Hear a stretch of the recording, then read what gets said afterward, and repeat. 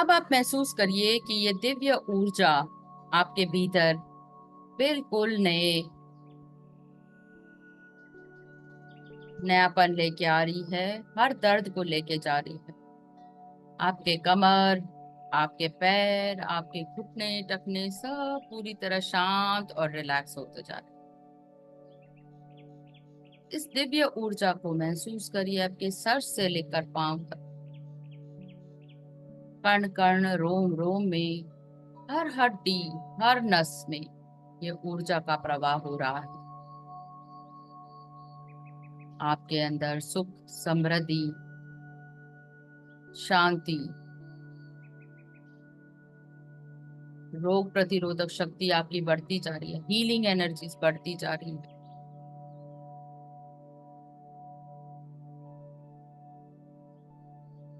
अपने आप को एक विशाल बगीचे में देखिए। ये बगीचा आज पूरी तरह खाली है। आप आज बाजार से कुछ नए बीज लेकर आए हैं। इसमें अलग अलग फूलों के बीज हैं। इन बीजों को गमले में लगाइए, बगीचे के किनारों पे लगाइए और इस बीज की देखभाल आप दिन रात कर रहे हैं। एक हफ्ते बाद इसमें नन्हे नन्हे पौधे बाहर आ चुके हैं और इनको प्यार से आप रोज ही पानी दे रहे हैं। मीठा मीठा गाना गुनगुना रहे हैं। प्रेम के गीत गा रहे हैं जब भी आप इनको पानी दे रहे हैं। आपको ये नन्हे नन्हे पौधे नन्हे बच्चों की तरह दिखाई दे रहे हैं। जिस तरह बच्चों को आप देखभाल करके बड़ा करते हैं प्रेम से, उसी तरह आप इन पौधों को सींच रहे हैं अपने प्रेम से, विनम्रता से। इनको हर तरफ से पशुओं से बचा रहे हैं आप।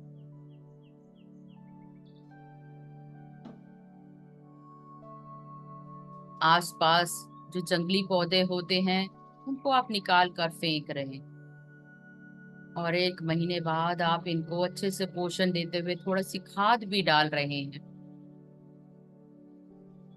जिस तरह हम अपने विचारों की ऊर्जा को बदलते हैं, किसी गुरु के पास जाते हैं तो वो हमें कुछ प्रसाद देते हैं और हमारे अंदर नवीकरण होता है। उसी तरह ये पौधे दिन रात अच्छे तरह बढ़ रहे हैं। अब आपका बगीचा बहुत ही सुंदर और विशाल खिल गया है। कुछ जगह सफेद फूल आए हैं। एक कोने में तो इतने सुंदर लग रहे हैं ये पीले फूल, जैसे बसंत बहार आई। और एक जगह गुलाबी वाले गुलाब भी खिल गए हैं। आप यहाँ पर बैठकर कोई किताब पढ़ रहे हैं और इन पौधों को देखकर मंद मंद मुस्कुरा रहे हैं। और आप सोच रहे हैं कि कुछ महीने पहले ही तो मैंने इन्हें डाला था और आज देखो मेरी बगिया बिल्कुल खिलखिला रही है।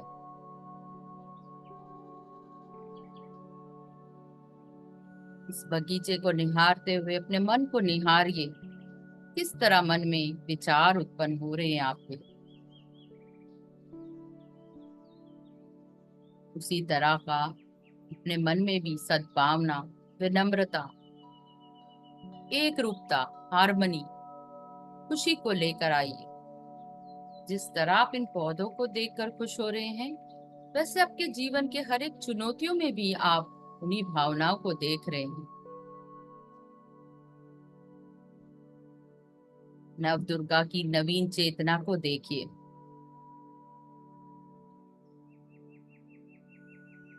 किस तरह ये नवीन चेतना आपके भीतर एक नवीकरण कर रही। नवरात्र की ऊर्जा, वो उत्साह, वो हिम्मत, वो मौन की शक्ति आपके भीतर ऐसी ऊर्जा को उत्पन्न कर रही है। और जब ये ऊर्जा जब जगत में जाएगी तो दूसरों को भी सुख देगी, समृद्धि देगी। दुनिया का एक ही कानून है और वो कानून है विश्वास का। हाँ, मैं खुद पे विश्वास करता हूँ। मुझे प्रकृति पे पूरी तरह भरोसा है।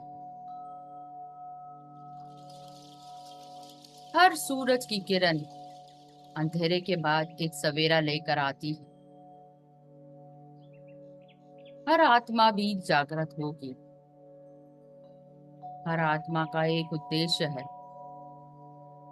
वो धरती पर कुछ न कुछ सीखने आई है, और जब उसे जाना है तो वो शीघ्र चली जाएगी। शायद उसका उपयोग कहीं और हो। उसे कोई और धरती बुला रही हो। इसीलिए वो मृत्यु का रूप लेके यहाँ से जा रही है। पर ये मत समझिए कि आत्मा मरती है। आत्मा तो अजर और अमर है।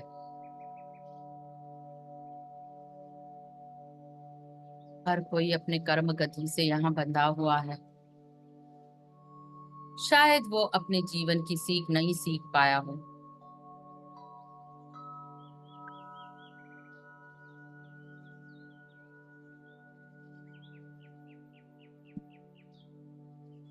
हर जीवन की घटना में एक अपॉर्चुनिटी को देखिए। इसमें अच्छा क्या है? मेरे लिए क्या सीख है?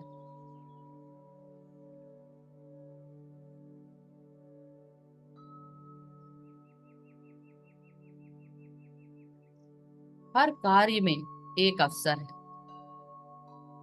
अगर आप हर कार्य को एक चमत्कार समझेंगे तो हर कार्य भी एक चमत्कार है। इस शरीर में तो रोज नित्य चमत्कार होते हैं।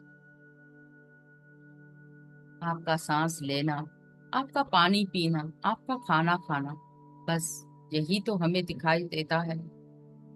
परंतु इन सब का समावेश होके हमें ऊर्जा प्रदान करना, हमें सुचारित रूप से चलाना, ये चमत्कार से कम नहीं है। आपके भीतर रोज हर कण, हर क्षण एक चमत्कार हो रहा है। आप यहाँ बैठे बैठे कितना सोच रहे हैं, ये भी एक चमत्कार। मेरी आवाज को सुन रहे हैं, ये भी एक चमत्कार है। आप इस सोच से कहाँ पहुंच जाते हैं अपने मन से, ये एक बहुत दिव्य चमत्कार है। और हम लोग बहुत ही धन्य हैं जो इस चमत्कार को महसूस कर रहे हैं,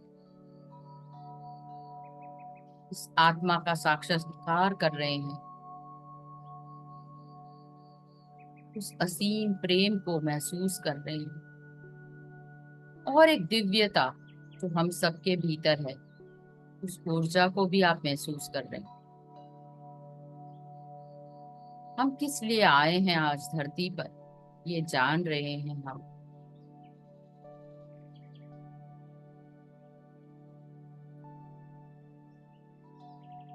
जैसे ही हम विचारों को बदलते हैं, हमारा भाग्य भी बदल जाता है।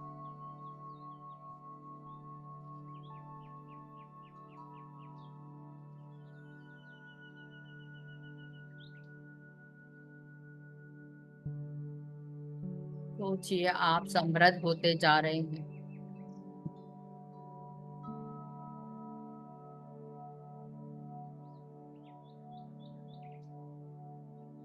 इस दिव्य चमत्कार में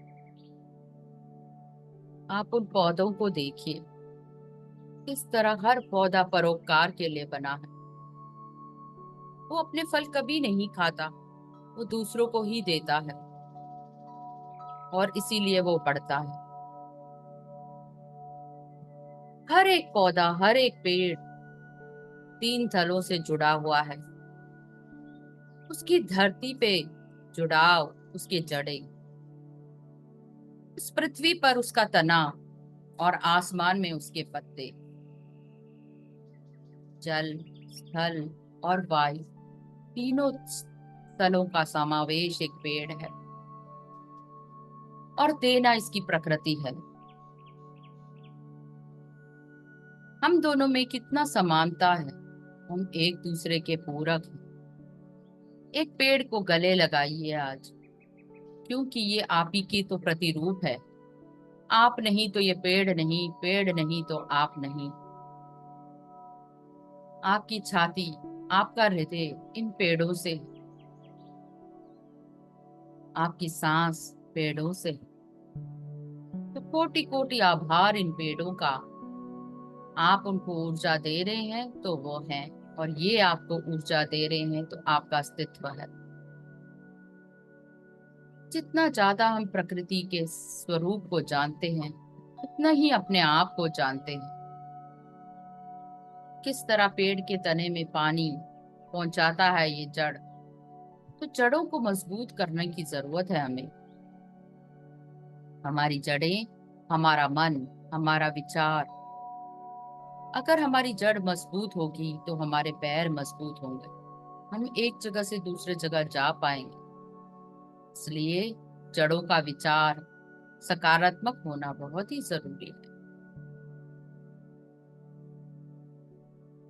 पेड़ के तने आपके ये दो बाएं जो कर्म करते हैं, सही सोचेंगे तो ही सही कर्म कर पाएंगे। अगर बुरे विचार होंगे तो कर्म भी बुरा होगा, और वैसे ही फल भी बुरे लगेंगे। इस दिव्यता को महसूस करिए, जो आपको हमेशा एक सकारात्मक पथ पर अग्रसर करती, सही करने के लिए प्रेरणा देती है। आप इन फूलों को तोड़कर भगवान को अर्पित कर रहे हैं, उनकी माला बना रहे हैं, किसी बच्चे को खेलने के लिए दे रहे हैं। भीनी भीनी सुगंध से आपका बगीचा महक रहा है। यही तो जीवन का लक्ष्य है, कि हमारा भी जीवन इस तरह हो कि हमारी भीनी भीनी खुशबू चारों ओर बिखर जाए। लोग हमारी इस खुशबू से हमें पहचाने। और ये खुशबू कैसे पैदा होगी? हमारे विचारों की शक्ति से, हमारे अच्छे गुणों से, अच्छे संस्कारों से। दूर दूर तक ये आभा फैलती जा रही है, और दूर दूर से लोग आपको सुनने आ रहे, आपसे प्यार करते हैं। ये प्रेम की ऊर्जा जैसे जैसे आपके आभा मंडल में आती जा रही है, वैसे वैसे लोग आपकी तरफ आकर्षित होते जा रहे हैं। आप में तनिक भी अहंकार नहीं। हर आंधी तूफान में जैसे ये पेड़ खड़ा है, वैसे आप में भी एक असीम साहस है, क्योंकि आपको पता है आपके अंदर दिव्यता आपको झुकने के लिए मजबूर कर रही है। ये आंधी आएगी और चली जाएगी, आप हमेशा विनम्र बने रहेंगे, क्योंकि आपको किसी को ये सिद्ध करने की जरूरत ही नहीं है कि आप कितने शक्तिशाली हैं। इतनी सरलता और मधुरता से आप जीवन को व्यतीत कर रही हैं।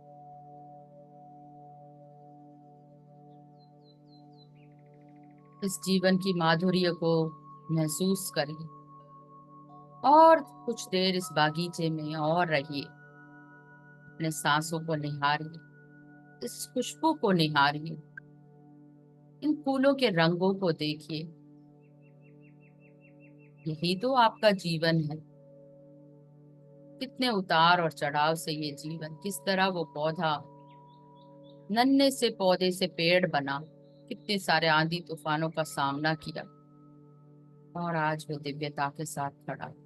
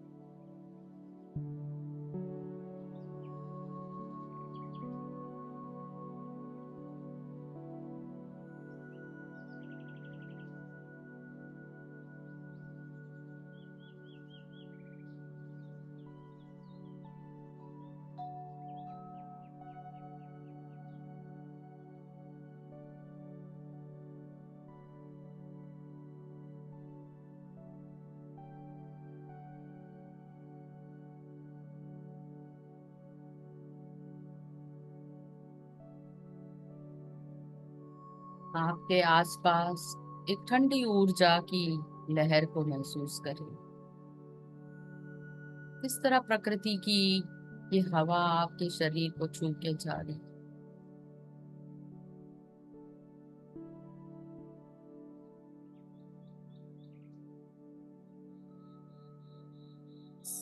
इस ठंडी सी हवा को महसूस कीजिए और धीरे धीरे वातावरण के प्रति सजग हो जाइए। चिड़ियों की चहचहाट आपको आज जगा रही। धीरे धीरे आभार की स्थिति में आइए। इस ध्यान के लिए, इस प्रकृति के लिए, इस हवा के लिए, आपको जो भी शरीर मिला है उसके लिए धन्यवाद। आज आपने जितनी भी संवेदनाओं को अनुभव किया उसका धन्यवाद। दिव्य देव भूमि का धन्यवाद, हेमलता जी का धन्यवाद, जितने मास्टर्स हमारे साथ आज जुड़े उन सबका धन्यवाद। हमारे माता पिता, हमारे गुरुजन, उनका धन्यवाद। हमारे पूर्वज, उन सभी का धन्यवाद। हमारे गुरु पत्री जी, ब्रह्मर्षि पितामह का धन्यवाद, और अन्य गुरु जिनको भी आप मानते हैं। दिव्य देव भूमि और दिव्य देवताओं को भी कोटि कोटि नमन। आपके इष्ट देव, ग्राम देव, सभी को आभार प्रकट करते हुए धीरे धीरे शरीर में लौट के आएंगे। अपने ध्यान की ऊर्जा को समेट कर अपने हृदय में रखेंगे और इस दिन का और इस क्षण का कोटि कोटि आभार प्रकट करते हुए धीरे से अपने हथेलियों को मलते हुए अपनी कोमलता से आंखों पे रखेंगे और जागने की प्रक्रिया में 5, 4, 3, 2, 1, 0। कोमलता से आंखों को हथेली के बीच में खोलते हुए आज के ध्यान सत्र का स्वागत करेंगे। थैंक यू मास्टर्स, बहुत अच्छा ध्यान था आज का। मैं खुद खो गई।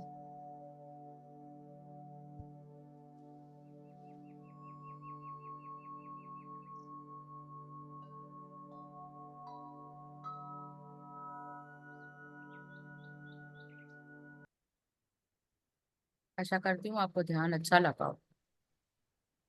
Ma'am thank you. बहुत ऊर्जा थी आज, और शायद आपने हीलिंग एनर्जीज भी भेज दी होंगी जिस जिसको चाहिए, जी मैम। और कारण भी पता चल गया होगा। मैम, जैसे बादल नहीं बरस, जमीन में पानी रहता है, वो वाष्प बन के उड़ के फिर वापस मिल जाता है बादलों में। वही हमारा हाल भी है इंसान का। मुझे तो वो बगीचे में रहना ही इतना अच्छा लग रहा था आज, बहुत ही अच्छा। ये पीले फूल खिले थे। हाँ, बहुत अच्छे फूल खिले, और उसमें से एक अच्छी सी ना भीनी भीनी खुशबू भी आ रही थी। हम्म। जैसे बसंत के टाइम वो पीले फूलों की खुशबू नहीं आती है। हम्म। बहुत अच्छा लगा। Thank you, thank you. तो आज कुछ ज्ञान की बातें हो जाए, थोड़ा सा दिल हल्का कर लेते हैं, गहरी सांस ले लीजिए। और पहली कहानी हम शुरू करते अपने भावनाओं, उसके बाद 3 संतों की कहानी पे आएंगे। तो आज की पहली कहानी बहुत ही अच्छी है। एक तरह से कह सकते हैं मेरा ही हिस्सा है जीवन का, क्योंकि मैं बहुत गुस्सा करती थी, या गुस्से वाली अभी भी हूँ। तो मैं बहुत खोजा कि इस पे कैसे काबू पाया जाए, तो मुझे एक कहानी मिली। तो आप लोगों के जीवन में भी ये भावना रही होगी, गुस्सा आपको आता होगा और आप हमेशा खोजते होंगे मैं इस गुस्से पर काबू कैसे पाऊं। तो ये कहानी एक ऐसी महिला की है जो 40 से 60 वर्षों में हर एक स्थिति में गुस्सा करती आई हैं। अपने बच्चों पे गुस्सा किया, कोई सब्जी वाले ने सब्जी नहीं दी, इसको ठीक ढंग से तोला नहीं तो गुस्सा, अगर वो साफ सफाई कर रही है तो काम वाली पे गुस्सा। उसका जीवन हमेशा गुस्से से भरा रहा, क्योंकि गुस्सा किए बगैर वो रुक ही नहीं सकती थी। उसका बोलना ही गुस्से वाला होने लग गया, हर वाक्य वो गुस्से से बोलती थी, क्योंकि तेज आवाज थी तो वो तेज आवाज में बोलती थी। अगर वो कुछ अच्छा बोलना भी चाहती थी तो गुस्सा उसका पीछा नहीं करता था, क्योंकि अब वो आदत बन चुका था। तो हर सेंटेंस में वो थोड़ी सी गाली गलौज ऊंची आवाज में बोलना स्वभाव बन जाता है। तो ऐसे वो अपने गुस्से से बहुत परेशान थी। कितने बार वो पछतावा भी करती है, यार मुझे ऐसा बोलना नहीं चाहिए था, पर मैं क्या करूं, मैं आदत से मजबूर। तो वो बैठकर रोती भी थी, क्योंकि जो उससे मुंह से निकल गया वो वापस तो हो नहीं सकता। तो वो अपनी इसी आदत से बहुत परेशान थी, और वो बहुत बदलना भी चाहती थी, पर उसको कोई उपाय ही नहीं मिला। तो 60 बरस की आयु में उसके घर में एक महात्मा पधारे, और उसने महात्मा की सेवा की। 1 2 दिन उनको अच्छा भोजन कराया। और महात्मा ने बोला, कैसे चल रहा है बेटा तुम्हारा जीवन? तो वो बोली, क्या बताऊं महात्मा, 20 सालों से मैं इसी अपनी आदत से परेशान हूँ। बहुत गुस्सा करती हूँ, और लोगों को बुरा भला भी कहती हूँ, और बाद में मुझे आत्मग्लानि भी होती है और पछतावा भी होता है कि मैंने गुस्सा किया क्यों, मैंने ऐसे ऐसे अपशब्द कहे क्यों। मैं तो उसका अच्छा चाहती थी, भला चाहती थी, फिर भी मैंने उसको बुरा कहा। मैं क्या करूं, इस आदत से मजबूर हूँ। आपके पास कोई उपाय है तो बताइए। तो महात्मा ने कहा, आप एक खाली शीशी ले आइए, मैं आपको एक दवाई देता हूँ, आप इसको पीजिए, आपको बहुत आराम हो। तो उसने कहा, अभी लाई महात्मा, और उसने एक शीशी ला कर दी। तो महात्मा ने उसको एक दवाई की शीशी बना के दी और कहा, जब भी तुम्हें गुस्सा आए, तुम्हें ये एक नियम को क्या करना है, फॉलो करना है, अनुसार करना है कि इसकी 10 बूंदे, शीशी की 10 बूंदे तुम्हें मुंह में रखनी है, और 10 मिनट तक शांत रहना। उसके बाद जैसे ये दवाई तुम्हारे भीतर जाएगी, तभी तुम्हारे अंदर परिवर्तन आएगा। परंतु एक ही शर्त है, जैसे ही गुस्सा आए तुरंत ये दवाई लेना, और उसके बाद तुम्हें 10 मिनट तक शांत रहना है, किसी से कोई बात नहीं करनी जब तक ये दवाई जो है तुम्हारे शरीर के भीतर घुल ना जाए। अच्छा महात्मा, कहा उसने, और उसका अनुसरण कर। पहले दिन उसको बहुत गुस्सा आया, वो भूल गई। तो 5 मिनट बाद उसने दवाई ली, पर 5 मिनट लेने के बाद वो 10 मिनट शांत रही। अगली बार उसने ये कोशिश किया कि 5 मिनट से पहले ही जब मुझे गुस्सा आने लगेगा तब मैं लूंगी। और धीरे धीरे उसको आभास होने लग गया कि गुस्सा कब आ रहा है, किस बात पे आ रहा है। ये उसके अंदर जागरूकता आने लगी। और जैसे जैसे वो दवाई का सेवन करती और 10 मिनट तक शांत रहती, उसके अंदर धीरे धीरे सकारात्मक विचार आने लगे। अच्छा, मुझे इन कारणों से गुस्सा आता है। तो खुद ही अपने आप को देखने लगी कि गुस्सा कब आ रहा है, कितनी वेग से आ रहा है। ये सब चीजों को बारीकियों से जानने लगी। और 1 महीने बाद वो महात्मा पुनः उसके पास आए, और उन्होंने पूछा, अब तुम्हारे गुस्से का क्या हाल है? तो उसने कहा, अब तो मुझे गुस्सा आता ही नहीं, और आ भी जाए तो आपकी बात स्मरण हो जाती है कि 10 मिनट तक शांत रहना। तो आपकी दवाई बड़ी ही चमत्कारी है। मैं ये दवाई और लोगों को भी देना चाहती हूँ जो मेरी तरह गुस्सेल है। तो महात्मा ने कहा, गुस्सा और दवाई, दवाई तो कुछ भी नहीं, वो चीनी का घोल था, और वो तो तुम्हें जागरूक करने के लिए था कि तुम्हें 10 मिनट शांत रहना है, और 10 मिनट शांति ही इसका चमत्कारी उपाय है। और जो तुमने किया और तुमने जाना कि तुम्हें गुस्सा किन कारणों से आता है, असल जीवन में जागरूकता कितनी जरूरी है, वो इस महात्मा ने बताया कि जब तुम भीतर मौन रहकर जागरूक हो जाते हो, और बिना मौन रहे तुम्हें कभी ये जागरूकता आती नहीं, क्योंकि सारे दिन तुम्हारे अंदर विचार ही चलते रहते।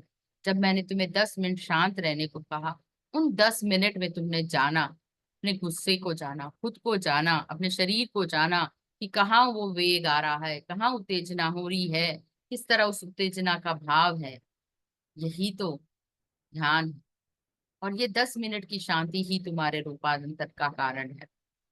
उसने कोटि कोटि आभार प्रकट किया, महात्मा को प्रणाम किया, और जाना कि गुस्सा जो ऐसे नकारात्मक भावनाओं पर हम किस तरह काबू पा सकते हैं। तो ये है परिवर्तन का पहला नियम, शांति और मौन। जैसे ही शांत और मौन कर लेते हैं मन को, तो मन के अंदर एक भावना जागरूक होती है, और वो है जागरूकता, अवेयरनेस। ये कोई नहीं सिखाता अवेयरनेस आती कैसे है, लाया कैसे जाता है। तो जब आप शांत रहेंगे, विचारों को मौन रखेंगे, तभी वो जागरूक होगी। चलते हुए मन, फिरते हुए मन में, चेतन मन में जागरूकता नहीं आती। आप फोकस कर सकते किसी काम पर अवेयरनेस आपको नहीं आए। तो जैसे ही आप मौन रखेंगे, आपको अवेयरनेस आए। ये थी पहली कहानी। दूसरी कहानी की तरफ बढ़ते हैं। लियो टॉल्स्टॉय की बहुत फेमस कहानी है तीन साधुओं पे। तो एक गांव में एक मंदिर हुआ करता था। उसका पुजारी जो है रोज पूजा करता, और गांव में उस मंदिर में काफी भीड़ लगती। एक बार उस गांव में तीन साधु लोग आए, और वो साधु भी इतने साधारण और सरल और शील स्वभाव के कि वो गांव में चलते चलते उन्हें कोई स्थान नहीं मिला, तो वो नदी के उस पार जाके एक पेड़ के नीचे जाकर बैठ गए। उस पेड़ के नीचे बैठते ही गांव वालों में एक आतुरता आई कि ये तीन साधु कौन है, चलो हम इनको जानें। तो धीरे धीरे वो गांव वाले भी नदी को पार करके उन साधुओं के दर्शन करने लगे। और पुजारी के मन में हमेशा ये आया कि साधु कौन है। मेरी मंदिर की भीड़ तो दिन से दिन प्रतिदिन कम होती जा रही है, और ये सारे लोग वहां साधु के पास जमघट में जाकर बैठ जाते। एक महीना बीत गया, मंदिर में एक भी व्यक्ति नहीं आने लगा। तो पुजारी बहुत ही चिंतित हुआ, और उसने कहा आज तो मैं इन साधुओं को देखूंगा, इनकी खैर नहीं, इनको मेरे को गांव से बाहर निकालना ही पड़ेगा। ये तो मेरे मंदिर में तो कोई आएगा ही नहीं, भगवान की पूजा कौन करेगा, आराधना कौन करेगा। इस भाव से, उनको डांटने के भाव से, वो पुजारी जो है नदी पार करके उनसे मिलने गया। जब वे लोग एकांत में उन साधुओं से पूछा, ऐसा क्या है साधु, तुम सब यहाँ बैठे हो और सारी भीड़ तुम पर आकर बैठती है। साधुओं ने कहा, हम तो चाहते ही नहीं कि भीड़ यहाँ एकत्र करे। अच्छा हुआ पुजारी जी आप आए, हमें कुछ ज्ञान दीजिए कि ये भीड़ यहाँ से चली जाए, हमें एकांत मिले। हम खुद नहीं चाहते कि ये भीड़ यहाँ इकट्ठी हो, हमारे अंदर तो कुछ है भी नहीं। तो तुम दिन भर में क्या करते हो, वो पूछता है पुजारी। ऐसा क्या है तुम्हारे अंदर, क्या प्रवचन देते हो कि लोग तुम्हें दूर दूर से देखने आते हैं। साधु ने कहा, हमारे भीतर तो कुछ भी नहीं है, हमने तो वेद पाठ भी नहीं पढ़े, हमें तो पढ़ना लिखना भी नहीं आता, हम तो अनपढ़ हैं। तो पुजारी ने कहा, सच में तुम अनपढ़ हो, तुम्हें वेद पाठ भी पढ़ना नहीं आता, फिर भी लोग तुम्हें देखने आते हैं दूर दूर से। तुम्हें कोई तो बात होगी, कोई तो प्रार्थना तुम करते होगे तो तुम्हें दूर दूर से लोग सुनने आते हैं। तो वो तीनों लोग कहते हैं, हमें कोई प्रार्थना नहीं आती, हम तो बस कहते हैं भगवान के तीन रूप हैं, वो तीन हैं और हम तीन हैं, हम पर कृपा करो भगवान। बस यही हम प्रार्थना करते हैं, बस यही प्रार्थना है तुम्हारी। भगवान के तीन रूप हैं, वो तीन है, तुम तीन हो, और हम पर कृपा करो। जी हाँ, साधु ने कहा, आपकी कोई विशेष कविता या विशेष कोई पूजा है तो हमें भी सिखाइए, हम भी उस पूजा पद्धति को अपनाना चाहते हैं। अच्छा, तुम मुझसे कुछ सीखना चाहते हो। तो पुजारी को बड़ा घमंड हो गया, बड़ा अहंकार हो गया कि ये साधु तो कुछ आता ही नहीं, ना वेद आता है, ना प्रार्थना आती है, ना पूजा आती है। तो चलो मैं तुम्हें कुछ प्रार्थना सिखाता हूँ, इस तरह पूजा करनी चाहिए। तो पुजारी ने उनको प्रार्थना सिखानी शुरू करी, कुछ मंत्र को उसने अभिमंत्रित किया और शुरू हो गया। थोड़ी देर बाद वो साधु कह रहे, हमें कुछ समझ में नहीं आया, आप दोबारा बताइए। तो पुजारी ने उनको दोबारा बताया। फिर उसने दूसरे साधु ने कहा, नहीं नहीं हमें अभी नहीं समझ में आया, आप धीरे धीरे हमें समझाइए। फिर उसने फिर धीरे धीरे समझाया। फिर बीच वाला साधु बोला, आप फिर से एक बार शुरू से बताएंगे, किस तरह करना, किस तरह याद करना, हमें याद ही नहीं हो रहा, हमारा तो मन ही इसमें लग ही नहीं रहा, बहुत कठिन है आपकी पूजा। पुजारी ने एक और बार समझाया। ऐसे 6-7 बार समझाने के बाद उनको लगा कि हाँ हमें थोड़ा बहुत आ गया। तो पुजारी कह रहा, अब मेरे ना पूजा का समय हो रहा, अब मैं जा रहा हूँ, तुम्हें जितना भी नहीं याद हुआ कोई बात नहीं, तुम मंदिर आया करो, तुम्हारे पीछे पीछे ये जन भक्त जन भी आएंगे, तो फिर मिलता हूँ बोलकर वो पुजारी वहां से चला गया। और वो नाव में बैठा, और वो बीचों बीच ही पहुंचा होगा। काफी शोर को सुनाई उसको देता है, वो जैसे ही वो पीछे मुड़ता है, वो देख कर स्तंभ और अचरज रह जाता है। ये तीनों साधु वो नदी के ऊपर ऐसे चल के आ रहे हैं मानो कुछ भी नहीं हुआ हो। और वो पुजारी को आकर नदी के ऊपर से चल कर आते हैं, और नाव में आकर पहुंच कर कहते हैं, पुजारी जी एक और बार बताइए ना, आपकी प्रार्थना हमें समझ में नहीं आई। ये कह रहा है यहाँ से शुरू होगी, दूसरा साधु कह रहा है नहीं नहीं ऐसे नहीं था, इसका स्टार्टिंग कुछ और था, हमें एक और बार बताइए ना, आप अभी इतनी जल्दी क्यों जा रहे हैं, हमें एक और बात बताइए, शायद हमें एक और बार समझ में आ जाएगा। तो पुजारी उनको हंसकर कहता है, भगवान के तीन ही रूप हैं, वो तीन हैं, तुम तीन हो, मुझ पर कृपा करो, मुझे दया। और इस तरह वो हाथ जोड़कर चला जाता है। तो सरलता और शीतलता का ये वरदान की कहानी, कि कहाँ हमारा अहंकार और कहाँ ये शीतल और सरलता से जीने वाले ये तीन साथ। तो शायद आपने कुछ ना कुछ ग्रहण किया होगा, बाद में मैं पूछूंगी क्या था इसका कहानी का टेक अवे। अगली कहानी महात्मा गांधी के ऊपर। गांधी जी जो थे भगवान की बहुत पूजा पाठ करते थे। उन्हें हमेशा इस यूनिवर्स में, इस ब्रह्मांड की असीम शक्ति में बहुत ही विश्वास था। इसलिए उन्होंने जब वो भजन लिखा, वैष्णव जन तो, कोई बताएगा, कोई सुनाएगा? कहिए जी पीर पराई जाने रे, ना, हमें दूसरों की पीर को जानना चाहिए, ये हमेशा वो बोलते थे। तो वो हमेशा कहते थे कि हमें हमेशा प्रार्थना करनी चाहिए, प्रार्थना में बहुत शक्ति होती है। तो वो सेवाश्रम में हमेशा सुबह उठकर सभी को प्रार्थना के लिए बिठाते और प्रार्थना करते। और हे राम उनका विशेष जो है वो विशेष शब्द होता। वो हर काम के बाद हे राम जरूर बोलते। ऐसे उनकी प्रशंसा दिनों दिन बढ़ती गई और बहुत सारे लोग गांधी जी को जानने लगे। वो हरे राम राम राम हरे, हरे कृष्ण कृष्ण कृष्ण हरे हरे, इस महामंत्र की भी चैंटिंग करते थे।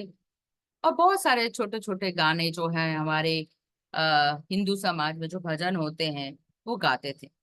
उनका ये प्रिय भजन है, वैष्णव जन तो तेने कहिए पीर पराई जाने ने, कि दूसरों की पीरों को जानोगे तभी अपने आप को जान पाओगे। तो हमें अपने आप के स्वभाव को बदलने की जरूरत है, अपने मन को शांत करने की जरूरत है, तभी हम दूसरे की पीड़ा को दूर कर पाएंगे। तो एक दिन एक ऑफिसर उनसे मिलने आया गांधी जी से, और गांधी जी को कहा, तो गांधी जी ने कहा आसन ग्रहण करिए। तो उन्होंने एक चटाई बिछाई।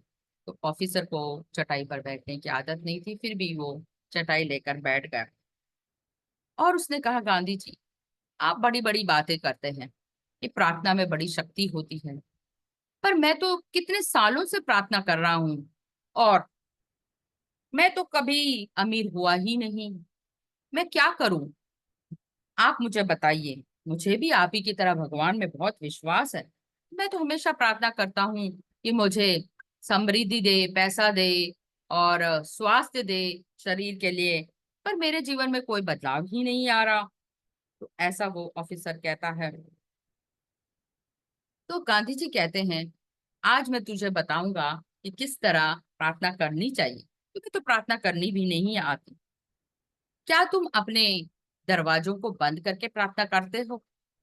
तो उसने कहा, हाँ। बंद दरवाजे, दरवाजों को बंद नहीं करना, परंतु पूर्ण रूप से भीतर से समर्पित होना ही प्रार्थना है। क्या तुम समर्पण की भावना रखते हो? तो ऑफिसर ने कहा, नहीं, ये तो मैंने जाना ही नहीं कि समर्पण होता क्या। तो तुम्हें सबसे पहले विनम्र बनना पड़ेगा। विनम्रता ही उन दरवाजों को खोलेगी समर्पण की।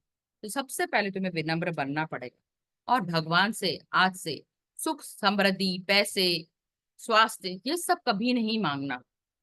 मांगना है तो ये मांगो कि तुम्हारे व्यवहार में बदलाव आए, तुम्हारे अंदर विनम्रता आए, तुम्हें मर्सीफुल बनाए, यानी दूसरों पे दयावान, दया दिखाने वाला बनाए, तुम्हारे अंदर सद्भावना का हो, तुम्हारे अंदर प्रेम का संचार हो।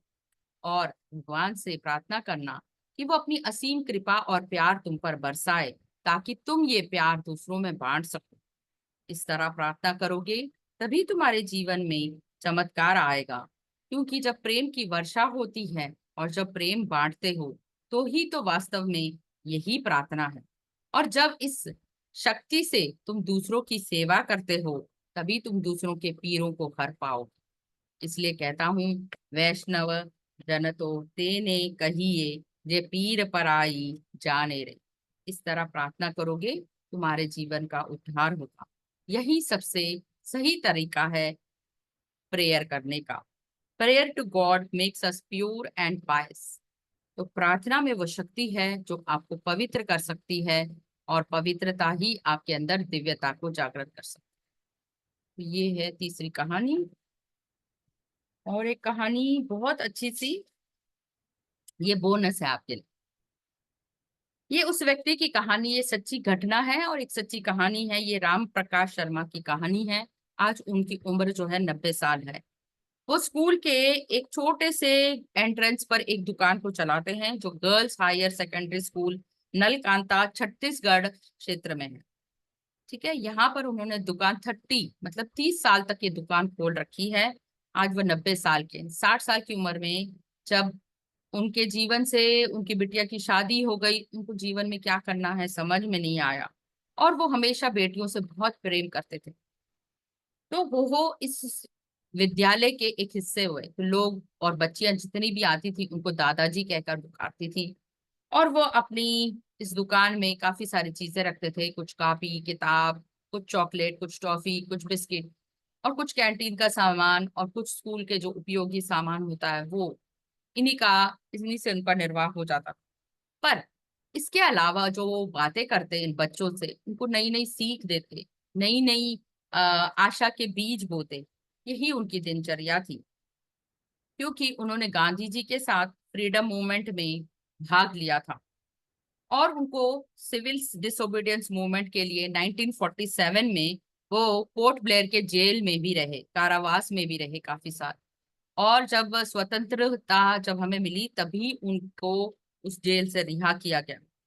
इसलिए उनको हर महीने कुछ पेंशन भी मिलती थी। पर राम प्रकाश बाबू जो थे, वो अपने कमाई का मतलब जो कर्म है, कर्म सिद्धांत उनमें इतना था कि जो भी इस दुकान से कमाई होती उसी से वो अपना निर्वाह करते थे। उन्होंने उस पेंशन के पैसों को आज तक नहीं हाथ लगाया, ना कभी उसका उपयोग किया। तो वो उनकी एक बेटी थी जो इसी स्कूल में पली बड़ी, और जब वो विवाह लायक हो गई तो उसका विवाह कर दिया। अब उनके जीवन में एक एकांत था या अकेलापन था, इसलिए उन्होंने प्रिंसिपल से रिक्वेस्ट की। तो प्रिंसिपल ने उनको ये छोटी सी दुकान खोलने की आज्ञा दी, और वो उन बच्चों से बातें करते, उन्हें टॉफी और चॉकलेट और बिस्किट और ये सब, पेंसिल रबर ये सब उनको देते, जो भी उनके लिए उपयोगी था। पर उनका सही मूल्य में उनसे बातें करना ही उनके जीवन का लक्ष्य था। और वो नन्ही नन्हे पौधों में जैसे कहते हैं ना जान डालना, तो वो उनसे बातें करके उनको दोनों तरफ से बहुत खुशी मिलती, उनसे कुछ सीखने को भी मिलता, और वो इसी तरह अपना समय बिताते। अब दादाजी की खास बात ये थी, उन्होंने अपने लिए एक विल भी बना रखी थी। और वो उन्होंने उस विल में क्या लिखा था, यही बहुत खास बात है। वो कहते हैं, ये स्कूल मेरे लिए एक वरदान है, और स्कूल के बाद ये दुकान उससे भी बड़ा वरदान है। और ये छोटे छोटे बच्चे जिन्होंने मेरे समय का सदुपयोग किया और मुझे कुछ सीख दी, तो आज मैं अपनी सारी पेंशन की कमाई, जो कम से कम 60,000 के करीब है, मेरा ये मकान और मेरी जो एंसेस्ट्रल मतलब मुझे पुरखों द्वारा जो मिली हुई जमीन है, वो सारे मैं स्कूल को डोनेट करता हूँ। क्योंकि उन्होंने मेरे 30 साल तक मेरा ख्याल रखा, मेरे समय को व्यतीत करने में मेरी मदद की। तो आज मैं ये विल लिखता हूँ कि मैं जो मेरा जो कुछ भी है स्कूल के नाम है करके, वो उन्होंने एक विल लिखी है। तो यहीं ये कहानी शेष होती है कि हम अच्छा करेंगे तो हमारा समय भी, बुढ़ापा भी अच्छे से कटेगा। तो बी गुड टू अदर्स। तो इस तरह हमारा ज्ञान का सत्र खत्म होता है। आशा करती हूँ चारों कहानियां आपको बहुत अच्छी लगी होंगी। तो आपका कोई शेयरिंग है? आप बताइए क्या सीखा आपने। पहली कहानी जो कि बूढ़ी अम्मा की थी, गुस्से वाली। दूसरी कहानी कौन सी थी आप बताएंगे मुझे? तीसरी कौन सी थी और चौथी कौन सी थी? चलिए, सुनीता जी बताइए। मैम, बहुत अच्छा लगा। पहली कहानी थी क्रोध के लिए गुस्सा आना। मेरे को तो गुस्सा आता था पहले, लेकिन मैं किसी को बोलती नहीं थी, अपने अंदर ही कर लेती थी, इसलिए मेरी तबीयत ज्यादा खराब रहती थी। अभी तो सब ठीक हो गया है, अब ठीक रहते हैं। और दूसरी क्या थी? गांधी जी के तीसरी तो गांधी जी की थी। दूसरी और कहानी चौथी तीन तीन साधुओं की थी। तीन साधुओं की थी। इसमें वही दिखाए हैं ना कि मतलब वो ये पंडित जी तो बहुत गुस्सा मतलब गुस्से हो गए थे कि मेरे पास कोई नहीं आ रहा, उन्हीं के पास जा रहा है। तीन मूर्तियों का, ये तीनों भगवान के ऊपर ही दिया था, जो पानी पर चलने लगे थे, तो उसको एहसास हो गया कि नहीं, ये भगवान ही है।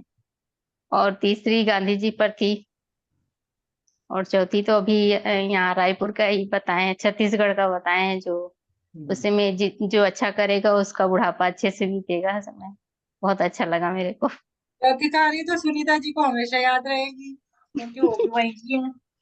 अच्छा, हाँ, चौथी तो छत्तीसगढ़ तो का वाकई याद में होंगी रहेगी। आप कभी गर्ल्स स्कूल गई होंगी, तो गर्ल्स स्कूल के बाहर राम प्रकाश जी की दुकान होगी, देखिए। मैम, मैं वहाँ ट्रांसफर हुआ था, अभी फिलहाल 5-6 साल से रही, फिर इधर ट्रांसफर हो गया। मैं ज्यादा नहीं रही हूँ, वहाँ पढ़ी हुई हूँ। बच्चे मेरे भी बड़े हो गए थे, वहाँ पढ़े नहीं है तो। तब लेकिन वो अभी दुकान थी वहां पर? ये तो नहीं पता है मैम, अभी हम बोले ना, मैं 3-4 साल रही, फिर मेरा ट्रांसफर हो गया, तो मेरे को पता नहीं। बच्चों को मालूम होगा, मेरी बिटिया रानी है ना, उसको पता होगा।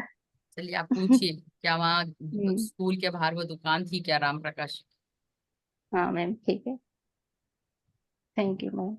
किस तरह के, कैसे लोग अपना समय बिताते हैं, सदुपयोग करते हैं अपने जीवन का। 29 बरस समय बिताने के लिए वो जगह दी, उसी का आभार प्रकट किया उन्होंने, जी कि मैम। कोई तो मेरा सहारा है। और वो बच्चे जो थे उन्हीं के लिए सहारा थे। यस, हमारा सहारा तो जूम और यूट्यूब हो गया है। यूट्यूब हो गया है। इसी से क्योंकि बुढ़ापा बीत जाएगा। यही बहुत हमको, मतलब आध्यात्मिक ज्ञान तो हमको इसी में से मिला, हमको कहीं जाना नहीं पड़ा, सबसे बड़ी बात है। हमको घर गृहस्थी छोड़ के नहीं जाना पड़ा, और इसी में हमने आध्यात्मिक उन्नति करी। ये हमारा बहुत बड़ा सहारा है आध्यात्मिक सही। उन्नति के जी लिए मैम। और ज्ञान के लिए, क्योंकि सारा ज्ञान तो यही दे रहा है, तो इसका तो धन्यवाद बनता ही है ना क्या, Nandini ji? Thank you, thank you, thank you. Thank you Nandini मुझे जी। काफी खोजबीन करनी पड़ी, कौन सी कहानी सुनाऊं। मैंने कम से कम 20 कहानियां सुनी, उनमें से फिर मैंने 4 कहानियां निकाली। ये चारों कहानियां बहुत अच्छी थी मैम, बहुत। नहीं, सच में नॉलेज। हम अंधविश्वास ओ। में पड़े रहते हैं ना, जैसे सेकंड कहानी थी आपकी, हम हम्म। अंधविश्वास में पड़े रहते हैं और अंग्रेज हम। में। इस कहानी में ना मुख्य ये था कि सरलता और शीतलता को हम प्रधानता ही नहीं देते। हम सोचते हैं कि क्या है, ये सरल है, ये शीतल है व्यक्ति, इसमें क्या उसमें वो होगा, है ना। तो वो जी सरलता मैम। और शीतलता के कारण इतनी सिद्धि प्राप्त कर लेते हैं कि किसी को भी नहीं पता कि वो पानी, उनको खुद नहीं पता वो पानी पे चल पाते हैं। वो भी हैरान होते हैं जब वो अ, पुजारी उनको कहता है ना, तुम तो पानी पे ऐसे चल के आ रहे हो जैसे कोई साधारण बात हो। जी मैम। अभी एक लाइव में एक है, उनका नाम तो मेरे को याद नहीं है। वो नर्मदा नदी के किनारे रहते हैं, उन्होंने छोटे छोटे वहां पर हट बनाए हैं, वहां पे सब लोग जाते हैं, लेकिन उन्होंने कहा है आप अपना खाना नहीं लाओगे, अपना कुछ नहीं लाओगे, आप अपने मतलब स्टेटस के हिसाब से नहीं आओगे, आप नॉर्मल कपड़ों में आओ, रहो, यहाँ की ऊर्जा को महसूस करो, यहाँ के वातावरण, रात को झिंगुर बोलते हैं उनको महसूस करो, मतलब उनके संग जुड़ो। प्रकृति, माँ गंगा, माँ नर्मदा, नर्मदा नदी के किनारे वो रहते हैं, लाइव आते हैं, तभी मैं भेजूंगी आपको उनका। अक्सर आते हैं वो लाइव, पर डेली शायद आते नहीं आते मुझे नहीं पता, मैं भी नहीं देख पाती हूँ, इतना टाइम नहीं मिलता। पर वो इतने सिंपल है, उन्होंने अपना घर सब कुछ छोड़ के वो अपने ओर से खाना खिलाते हैं। वो कहते हैं जो चावल अगर मैं किसी से कहूंगा तुम लेके आओ, तो वो भाई बासमती लाएगा, कोई कुछ लाएगा, कोई जो यहाँ बन रहा है इसी को खाओ। और कई लोग वहां से ठीक होके भी वापस आते हैं। सच में आध्यात्मिकता में जो शक्ति और जो सरलपन है वो कहीं नहीं। जी वही है नंदिनी। ना, खाली होकर आओ, मतलब अपनी ईगो को छोड़ के आओ, एम्प्टी योर कप। जब तक आप अपना पात्र खाली नहीं रखोगे, तब तक आप क्या सीखोगे। वेरी वेल सेड, बहुत अच्छा Anjana ji. Thank you, thank you. सही बोला आपने। पात्र खाली, we should always be ready to receive, है ना। मतलब ये तो I think like till old age, जब तक आप शरीर नहीं छोड़ते हो, लर्निंग तो आपको हमेशा ही करनी चाहिए, कहीं से कुछ भी सीखने को मिले। बिकॉज कई बार क्या होता है कि ड्यू टू ईगो, सबसे बड़ी चीज है हमारे अंदर, जो ह्यूमन बींग्स के अंदर ईगो। हर बंदा कहता है कि मैं अपने आप में बस महान हूँ, मेरे को तो सीखने की जरूरत ही नहीं है किसी से। दुनिया मैं तो का कहती महान हूँ अगर व्यक्ति किसी कौन? बच्चे सबसे बच्चे से भी सीखने को मिलता है ना, वो भी सीखो। अगर कोई आपसे छोटा कोई बच्चा इवन आपको कुछ सिखा रहा है, यू मस्ट ग्रास्प इट, है ना, क्योंकि हमारी सोल एसेंशन का ही मेन मोटिव है। और सीखना, और ये मोटिवेशनल स्टोरीज, अच्छा आइडिया था आपका स्टोरीज शेयर करने का। लाइक जैसे हम स्वाध्याय करते हैं उससे हटके था, और क्योंकि ये स्टोरीज ना रियल लाइफ से कनेक्ट करके, तो है ना, कुछ अच्छा हमें सीखने को मिलता है। नाइस। हाँ, थैंक यू। इससे बेस्ट तरीका नहीं है। आप अपने बच्चे को भी कुछ भी भाषण दो, कुछ भी उपदेश दो, इससे अच्छा उनको कहानी सुनाओ। यस। क्योंकि आ, भले ही आप चले जाओ संसार से ना, तो भी आपके बच्चों में आपकी बातें नहीं, आपकी कही हुई कहानियां उनको याद रहेंगी। क्योंकि मुझे मेरे पापा की कहानी आज भी याद, जो भी वो सुनाते थे, जातका टेल से लेकर पंचतंत्र से लेकर, आज भी कहानियां याद। तो कहानियां ही एक ऐसा आधार है जो हमारे मन को बदल सकता है। तो बच्चे के मन में आपको जो भी चीज अच्छी भावना डालनी हो ना, तो आप एक कहानी सुनाओ। क्यों आप जैसे कल का बहुत ही अच्छा स्वाध्याय था, तो मैं बोल रही थी कि राज शर्मा जी के बेटे के साथ कंपेयर किया जाता है। हाँ, वो तो फर्स्ट आता है, वो ऐसे करता है, वो वैसे करता है। हमारे बचपन में हमारे माँ बाप ने यही किया। तो हमारी धारणाएं हमारी कैसे बनती हैं, इस पे विचार हो रहा था। और 4 एग्रीमेंट्स का फर्स्ट चैप्टर।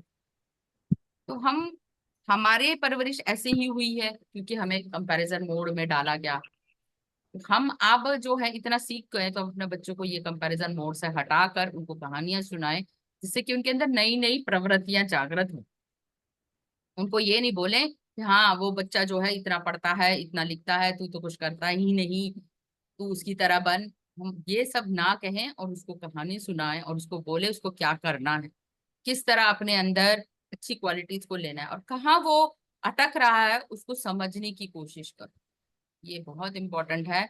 बच्चे की छुट्टी हो गई मान लो 2 दिन की, तो वो बच्चा समझ ही नहीं पाएगा, ब्लैक लॉक हो जाएगा, और वो आगे से पिछड़ जाएगा। इसलिए कभी भी छुट्टी करो तो बच्चे की सहायता जरूर करो, कि 2 दिन का जो भी उसका मिस हुआ है, आप उसको समझाओ। और बच्चों को मातृभाषा से अच्छे से समझ में आता है, तो आप अपनी मातृभाषा का उपयोग करके उसे जरूर समझाइए। उससे बढ़कर कोई भी भाषा बच्चे को नहीं समझा सकती। जितने ज्यादा आप उसके फ्रेंड बनेंगे ना, उतने ही बच्चे आपको हर चीज बताने लग जाएंगे। अच्छा बता, तेरे को प्रॉब्लम कहाँ आ रही है, तेरे को लिखने में प्रॉब्लम है, समझने में प्रॉब्लम है। तो इस तरह आप बच्चे की मदद करेंगे ना कहानियों से, तो वो बच्चा जो है आगे चलकर बहुत अच्छा बनेगा।